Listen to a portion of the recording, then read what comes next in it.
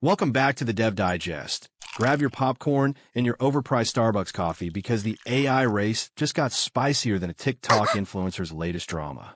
In one corner, Alibaba drops Qwen-3, a 235 billion parameter beast that apparently outsmarts OpenAI's GPT models and can run on your grandma's smartphone if she's feeling fancy.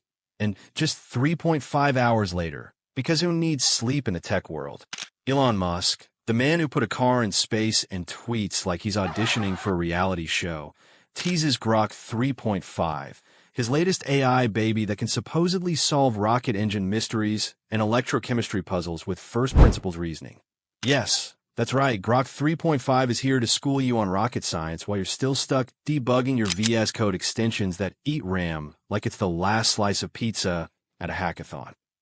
Now, let's unpack this AI showdown because it's basically the Silicon Valley version of a WWE SmackDown, but with more buzzwords and less actual wrestling. Alibaba's Qwen-3 is flexing hybrid reasoning muscles, which sounds like it's doing yoga while solving differential equations. Very zen, very efficient, and apparently a nightmare for those 0.1x developers who still confuse Hello World with rocket science. Meanwhile, Musk's Grok 3.5 is being pitched as the AI that can actually think, not just regurgitate Wikipedia, but derive answers that don't even exist online. Because why settle for a chatbot when you can have a Super Grok subscription that makes you feel like a tech Gigachad with exclusive backstage passes to the AI circus? And here's the kicker. Grok 3.5 is launching as a beta for the chosen few, the Super Grok subscribers, because nothing says democratizing AI like a VIP club that probably costs more than your monthly rent.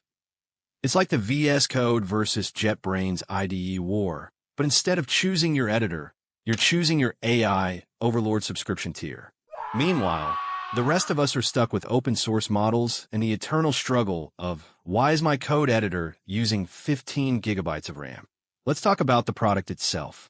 Grok 3.5 is trained on xAI's Colossus data center, which sounds less like a server farm and more like a giant robot from a 1980 sci-fi flick.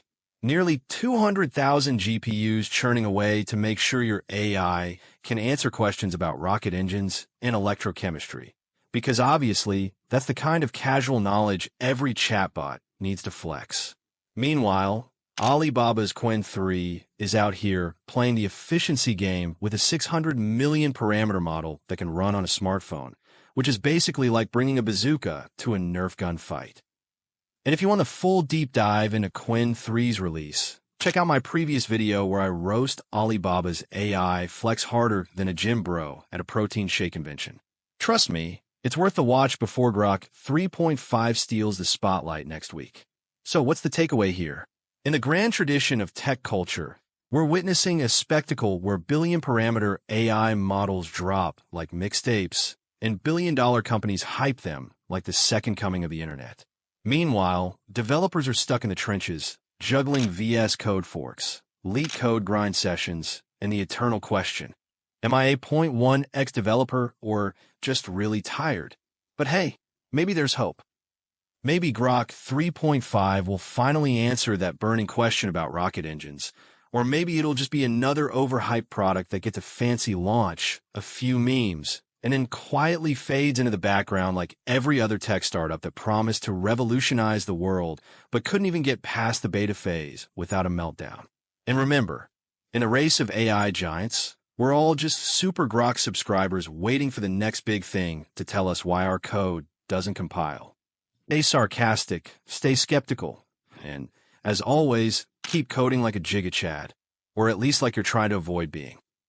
You know what I mean by now. Until then, keep your GPUs cool, and try to be just as cool by hitting that subscribe button, liking the video, sharing it with your so-called friends, and leaving your feedback in the comments.